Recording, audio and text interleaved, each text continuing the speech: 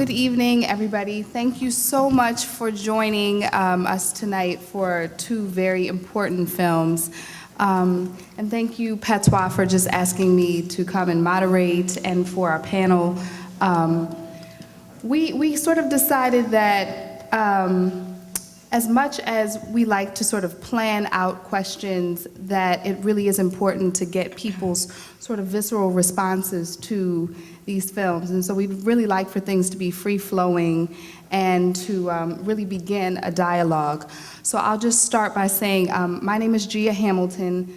I'm a native New Orleanian. I did live in Brooklyn for 13 years and came back and founded Grigri Lab, which is a healing arts space in Central City, with a focus of women and healing and families. And so I'm really honored to be here and just to sort of, I think, be with this group tonight. And I'm gonna allow everyone to introduce themselves and just say a little bit about the work that they've done, and maybe even give an initial response or reaction to the film. The two filmmakers here can definitely give their responses to audience and just even seeing their film here on the screen.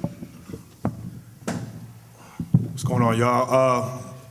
My name is David Driz Rodriguez. I'm a video producer. Got my start in production about 10 years ago, off and on. I've done a lot of work for a lot of record companies, EPKs, video bios, music videos, things of that nature. And I kind of just transitioned that into the filmmaking. A lot of stuff I've done is music related. As you can notice in the film, there's a lot of artists, music, industry people.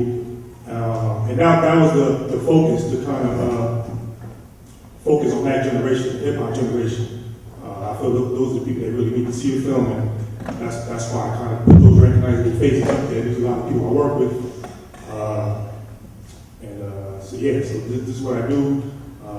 Produce videos, work in music, and from Bronx, New York, born and raised. This is what I like doing, pretty much.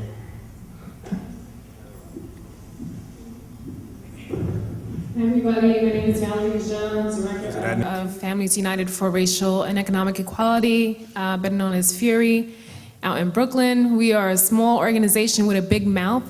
We take on really big entities like eminent domain and gentrification, and this is an organization that is 100% member-led, founded by 15 women living on public assistance, which pretty much took a law and turned it around upside down in a matter of a few short months.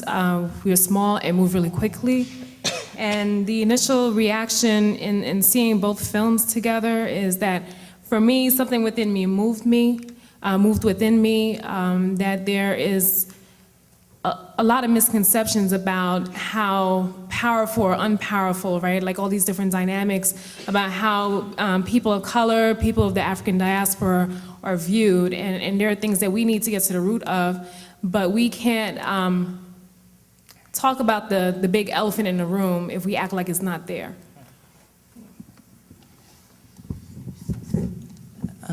Hello, my name is Denise Shervington. I am a psychiatrist and also a public health specialist, where I focus a lot on women's health issues. I have done a lot of my psychiatric work here in New Orleans and also in New York. In terms of my reaction to both films, I was experiencing it on two levels, thinking about Frantz Fanon talking about internalized racism and the impact that it has, thinking about PTSD, that is my specialty in psychiatry. I look at combat PTSD, I work at the VA. I look at PTSD that's caused by sexual trauma in my work at Columbia in the HIV Center, and certainly disaster PTSD that occurred here in New Orleans post-Katrina. And then I could just talk about diaspora PTSD that occurs in people of color, and it seems to come together in both films. You see it coming together in all of us, in our men and in the women. So I'd kind of hold back some of my comments based on what the questions are going to be about the film.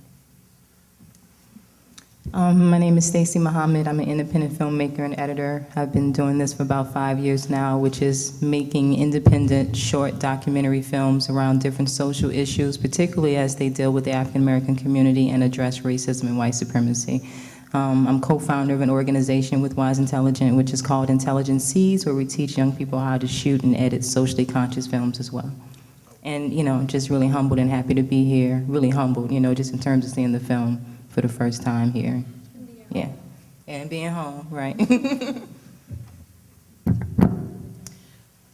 My name is Wendy O'Neill, and I don't know what to say quite about it. I'm the child of accountants and freedom fighters and teachers and dirt farmers, and somewhere in there child molesters and survivors and creators. And I work with community-based organizations that work primarily around organizing to end police brutality and organizing to change the injustice of the juvenile justice system. And most of the people I work with are Black women, and I'm struck by the willingness of the women in the second film to share their experience in authentic voice in public. And I'm struck by, I felt kind of challenged by the first film to really be open, to listen to, in new ways, to old things. And I'm very impressed by seeing them together. And it just leaves me with sort of questions about misogyny and the impact of white supremacy on misogyny in our communities. So as Emily shared, we are sort of needing to bring it right to the audience and really see what reactions, responses, questions that people have for our panel, for the filmmakers. And then I want to make sure that Dr. Denise Shervington has an opportunity to share with us sort of resources and talk a little bit actually about depression, about trauma, and about the work that she's done so that we can sort of round things up and actually give resources for people. So are there any questions, comments, responses from the audience about the films, either of them, Leader or Out of Our Right Minds? This is New Orleans, y'all. We know we are not shy. Yes. I was looking around. I really want to ask the question first. Thank you to the filmmakers. I spend most of my time in an isolated box and lots of people doing the work. And like Wendy, it's also very interesting to see both films together.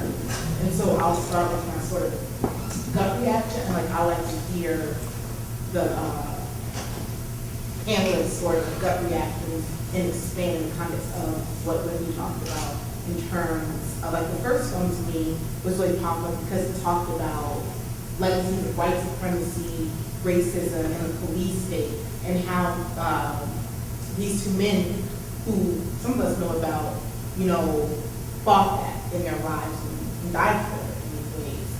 And the second film to me talked about, like, it was almost a flip side to that, in the sense of Black women too fought against white supremacy, but we also fought against patriarchy, you know what I'm saying, and misogyny. And so I was just interested, like, as to if folks could expand on experiences seeing these two powerful films back to back in terms of these people who have personal experiences fighting these various forms of oppression. I think that's excellent. Why don't we have the two filmmakers start, and then we can have everybody else sort of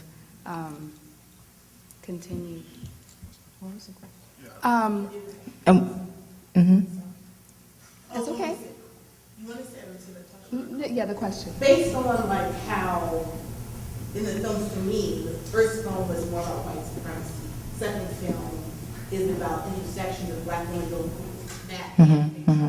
What's y'all's reactions to seeing the film back to back in terms of white supremacy and patriarchy? Right. Well, in terms of Out of Our Right Minds, I think that what we were trying to communicate is that it's all racism and white supremacy. Patriarchy is racism and white supremacy. So my goal was to get black women to open up and to speak candidly about their experiences, but to realize that our enemy is not our men, that a patriarchal society has been imposed upon them too. So oftentimes I think that we misdirect our frustration, which is why looking at the legacy of racism and white supremacy and not putting it in the past, but bringing it current and being very honest about the fact that this is a system that still works very, effectively in our environment, was something that was important to me. So addressing patriarchy, yes, but only patriarchy as it relates to racism and white supremacy. With my film, testing 1, 2.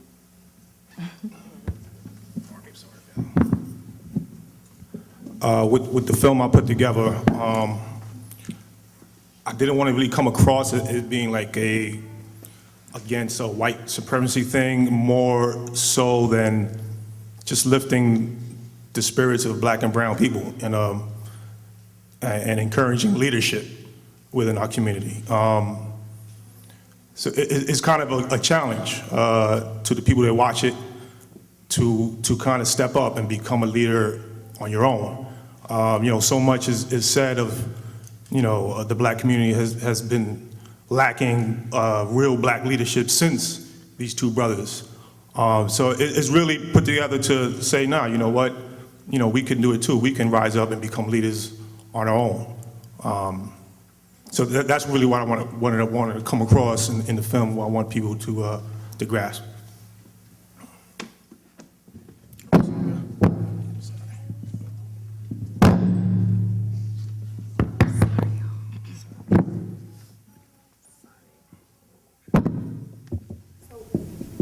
we start with you, just sort of responses to that question of patriarchy versus patriarchy and where it relates to trauma and oppression in black women's experience? Well, we don't have a week, so I don't know if I can.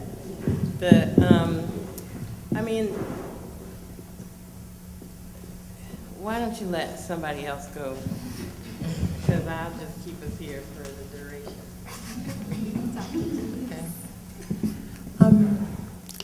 For me, the challenge always is understanding the external stressors that we have in our lives, but having to accept that ultimately we are responsible for our reactions and the development of wellness and leadership for ourselves. And so when I sit with black women and they're being molested from their age 9 and all that happens, it's really, I can understand it on some level of how our racist system has created that, or patriarchal system. But then ultimately, it's what is the responsibility of self-neighborhood community? And especially when we tackle the issue of racism, I always feel, kind of like Malcolm said, it's never in the interest of those who have power or can create injustice to shift. So how can we make ourselves strong and resist? And so I understand the levels, and the challenge always is, how do you acknowledge that, yes, there are all these negative forces that are coming, there's every ism that's coming at the black woman, but how do we make ourselves resilient and fortify ourselves and our communities so that we can be well. Because ultimately, I think if we keep waiting for the people who are harming us to change, we're going to end up dying like we do die early from HIV and violence and heart disease and cancers and depression. That makes me think of something. Like I think of, I found myself, this isn't an exact answer to the question, this is just what that made me think of. I find myself thinking about Aretha Castle Haley and Beverly Suarez. And Aretha Castle Haley, I don't know how old she was when she died, but she died very young, to be dying. Anybody know? She was young. She was a very young woman. And I really think that her life is a part of what killed her, her relationship to struggle. And that doesn't mean that she is no longer responsible for the life that she chose to live or her choices, but it means something to me that she died so early. And Beverly Suarez died, she just dropped dead in the street after Katrina. And I think about those things, when you say that. And I think about the amount of my title that someone gave me to do my job as a cultural, I'm a cultural worker, and that my title is Coordinator of Culture, Training, and Healing, in the context of fighting the prison industrial complex in a state that incarcerates the largest number of people per capita in the universe. And the amount of creativity and resiliency that the people that I work with exhibit on a daily basis for how to live is extraordinary. And I thought that actually the creation of the films in and of themselves were one of, it just seems like a tool for good living. But I just think about how difficult it is to actually use creativity and expression and the myriad tools of healing that we have available to us for daily practice in the midst of, and you have people who drop dead in the middle of the street.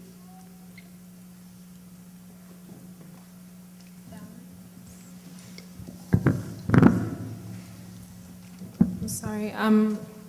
I think for me, when I think about white supremacy, patriarchy, misogyny, and all the different terms that come above, that come from that, I think about how we not only internalize all of these oppressive states of being, but how we embody them. And not only embody them, but how do we pass that on to our children? So when I think of both, I have a 13-year-old son that I had when I was 18 years old. Got pregnant a few months after being diagnosed with clinical depression.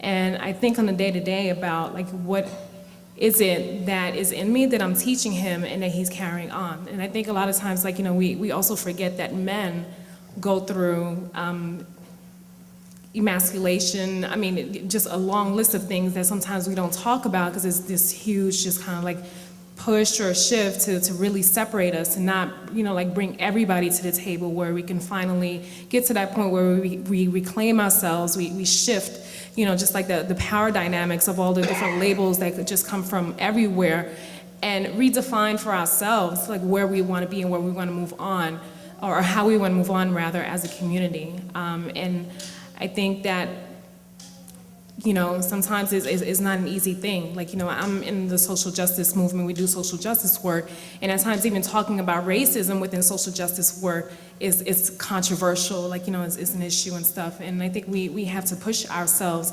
out of our comfort zones, and that's what both of the films did for me. It was really about getting me to think about where are the places where I'm just kind of stepping back because it feels good and it feels comfortable and it feels safe, and how do I get myself out of being safe, because at the end of the day, it's really about how are we going to move forward in this world, because if we do the same things, we're going to get the same results. And, I just want to say that for this particular film, I mean, I understand the concept of responsibility and choice, but this was very intentionally a protest film against racism and white supremacy, and I suspect that every film that I make will be, because I think that it escapes us, that we're very much embedded in something that is in total contradiction to everything that we are. So we use these words like community, responsibility, moving on, growing, when in essence, our communities, if there was such a thing, is under assault. So to have a conversation with Black women about, how do we get through our daily lives, but are we ready to shed absolutely everything that has been attached to us by a people who has a history of destroying and killing and murdering everyone that they come in contact with. So this was very intentionally, I want to make that very clear, a protest film against racism and white supremacy.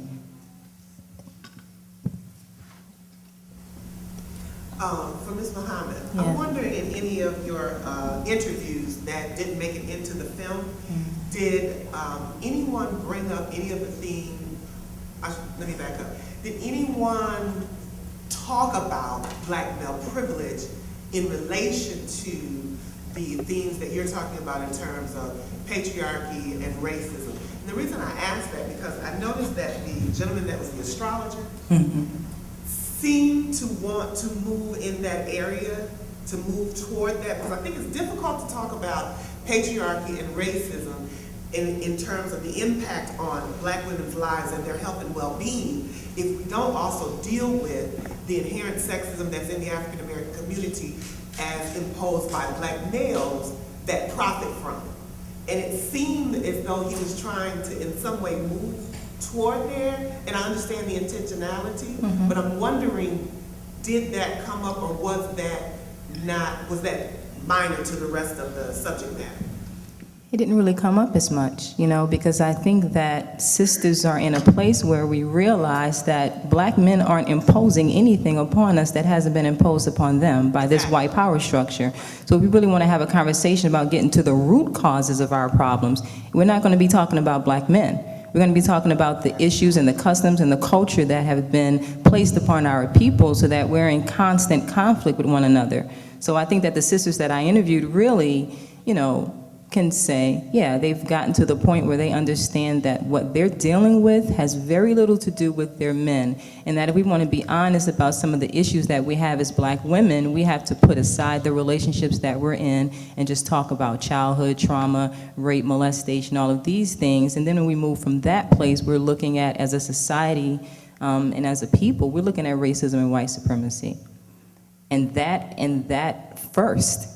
And until we address that issue, we're going to be having a conversation about something that never gets to the root cause of our problem. And I think that we just don't want to be honest about the fact that that is our problem. It's a sickness that has infected the entire planet, and it doesn't just destroy people of color, it destroys white people as well.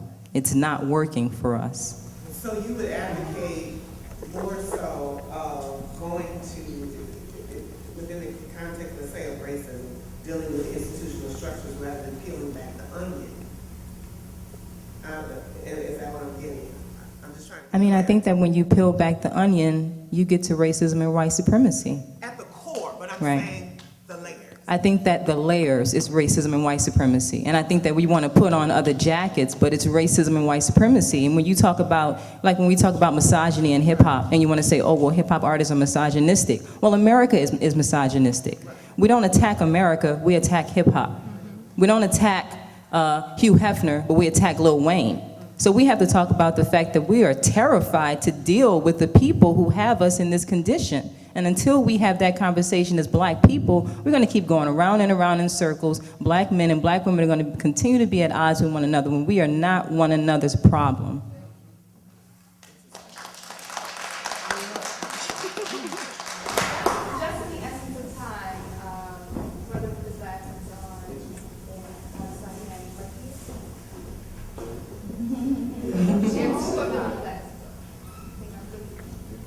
That microphone is there for people from the audience to use. Oh, it's a wrong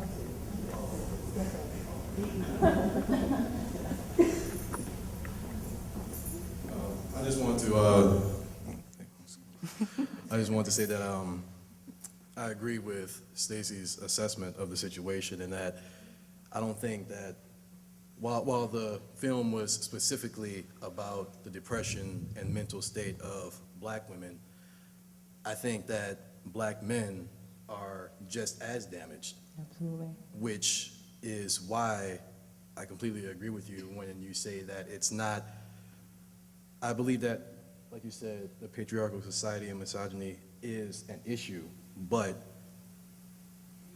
it's the overall system. We were set against each other. Everything about us is set to oppose against each other. We are raised, and the system that we were brought in once we came to this country was the men are taught to, yes, sir. And we are taught to, you know, hold on to our moms and, you know, not step out and be a man.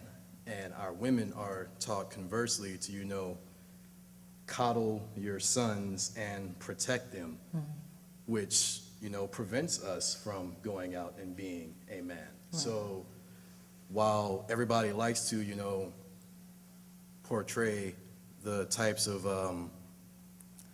disabilities and mental states of black women, I think that black men, like I said, are as damaged. It's just a little subtler because, you know, we don't. I don't hear a lot of people talking about the emotional realities of black women. So I'm not. I'm just saying, you know, in this like, venue, that I just was want to the share film. that. Right. You know. Right. But I'm saying I do hear about women's in general, you know, mental state. And I'm saying we're damaged as well. And I just want to can I just, yeah.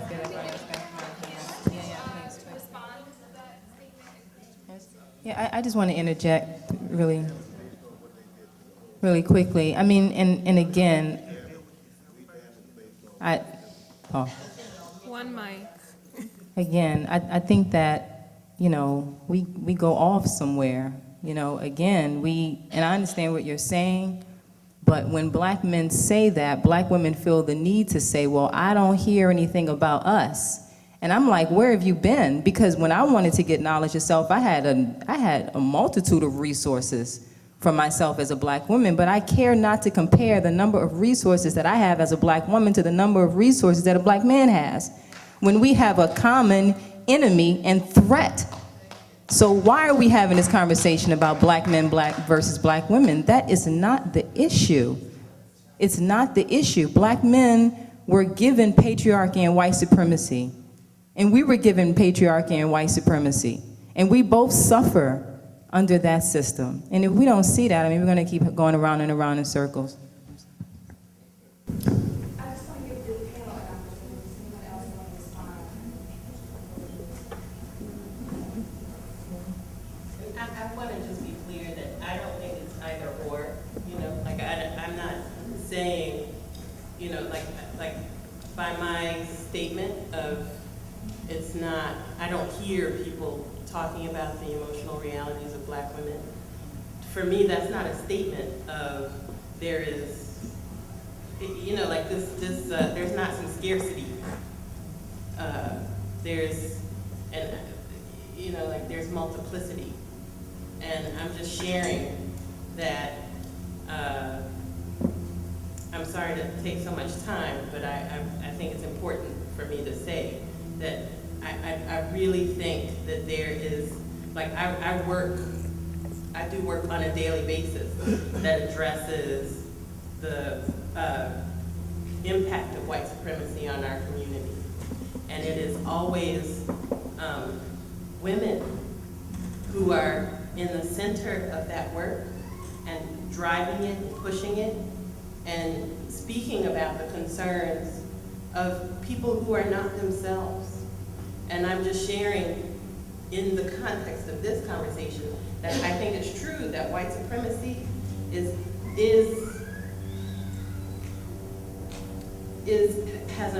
means something. I don't know if I agree that it means everything, because I think it is just that the realities of the oppression that I live with is just that multiplicitous, and as complex as the experiences of the people, you know, who have whole lives themselves. And I just want to share that as a lens, you know, that's not a polarity to what you're saying. Yeah. Hi, I want to thank you all for being here and for sharing your knowledge and expertise. And I just want to say that I'm really in my stage of life right now on the same page you're on. I thank the filmmakers for challenging us to think about these issues. You know, where do we want to go as Black people? Where do we want to lead as Black people? What are we going to do? And what are we going to do to help ourselves in our depressions and other mental illnesses? And when are we going to get to the point when we realize that our depressions and our mental illnesses and our social justice issues all have root in the burdens of slavery? And until we can get to that point, I think we are just stuck. But I thank you for bringing this conversation here, and I hope we can continue to have this conversation, especially in post-Katrina in New Orleans.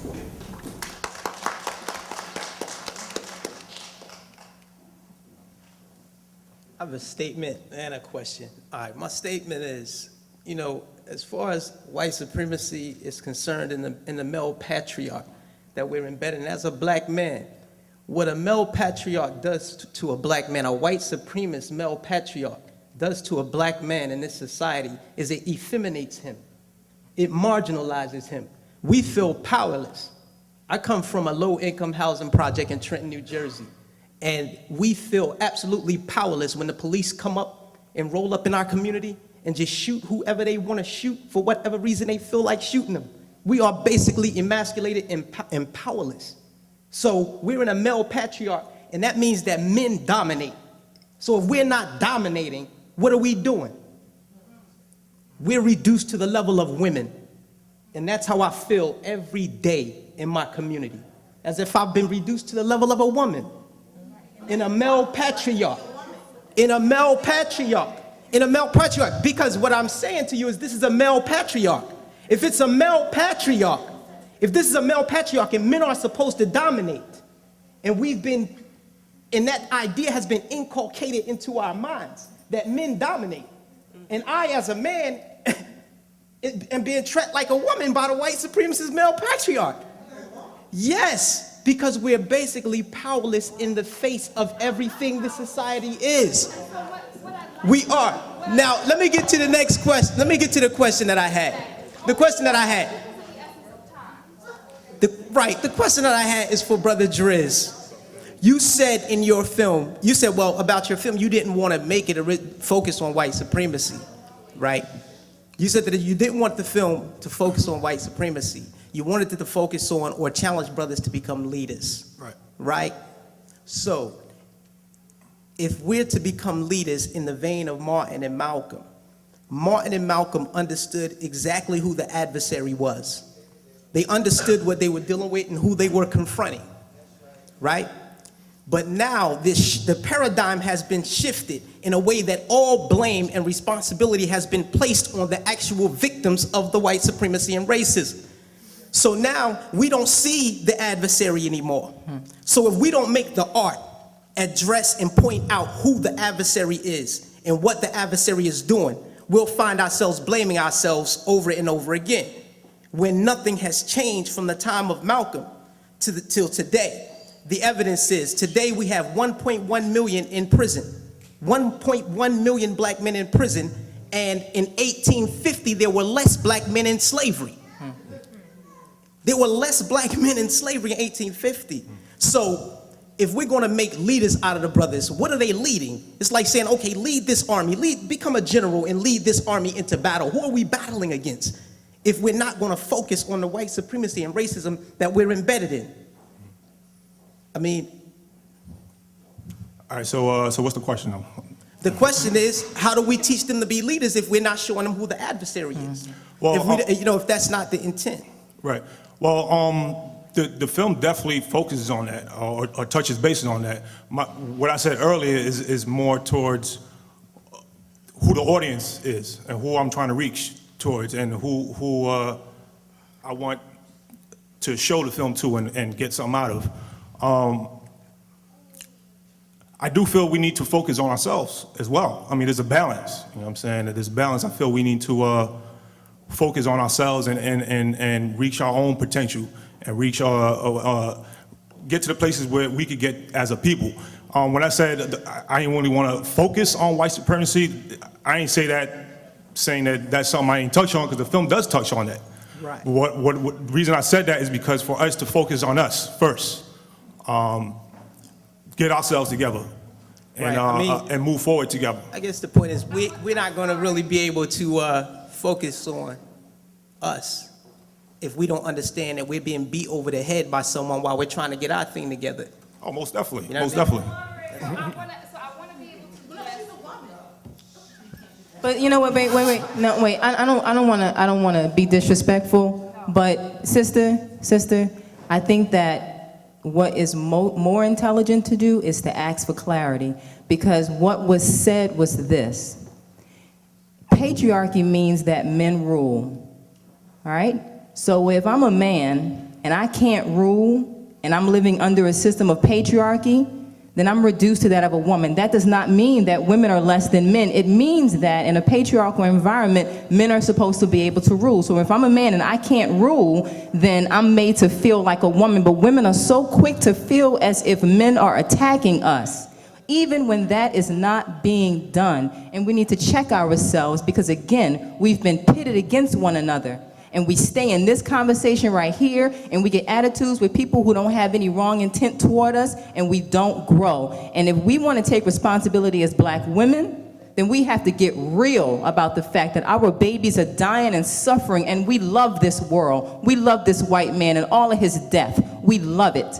And until we get ready to let go of everything that they have given to us, we will not move forward as a people.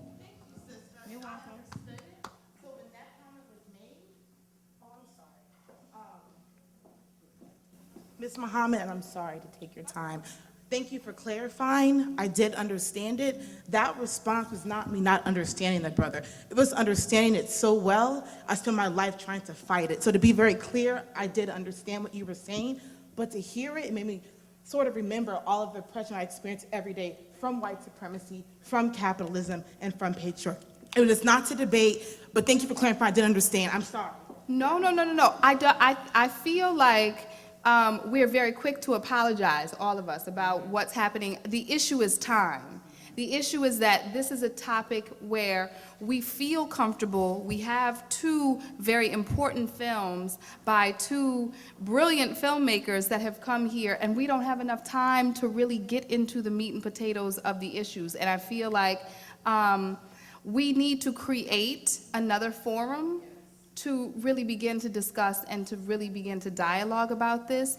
And so I'd like to say that we would, we'd like to maybe find some way to do that, some way to continue this dialogue in some other meaningful way. And so if there is a mailing list of some sort for PATOIS, please sign it. But I want to give an opportunity for Dr. Denise Shervington to really talk about the resources that are here, because that's part of it, which is for us to get out what we need to get out and really express and dialogue, but also to know that there are, in fact, resources all around us that we need to take advantage of. So I would love to close things out by thanking the members of the panel, by thanking each of you for having the courage and having the drive and the motivation to get up and actually share, and actually to not be afraid of conflict, right? This is a part of this conversation, this dialogue, this living. But that we are running out of time, and I definitely want to make sure that Dr. Denise Shervington talks a little bit about depression, the symptoms, but also some of the resources here. I think in honoring the spirit of the conversation, it might be inappropriate to do that at the individual level. I think people are really focused on structural issues. Maybe part of the resource might be on doing racism workshops that can be done at the People's Institute. If there are people who have issues at the individual level, they might want to talk to me later. I don't want to disrespect what was the energy of what was being discussed. And I would also like to lovingly and with respect for shared community and with understanding for the connection of all of our freedom, that a gender binary that we are living in, the gender construct of what even masculinity is, what it means to be a man, is based in white supremacy. And I think that an excellent resource is for all of us to question what gender is, to question and reframe, redefine what it means to be a black man, so that we understand that no one can take our humanity away, especially not if we are invested ourselves in the construct that says that black men are emasculated in the way that I heard. I think that I challenge all of us, black men and black women, and those who identify outside of that, to redefine and divorce ourselves from this notion of what it means to be a man. Can we, in the essence of time, thank our panel, please, for their insight,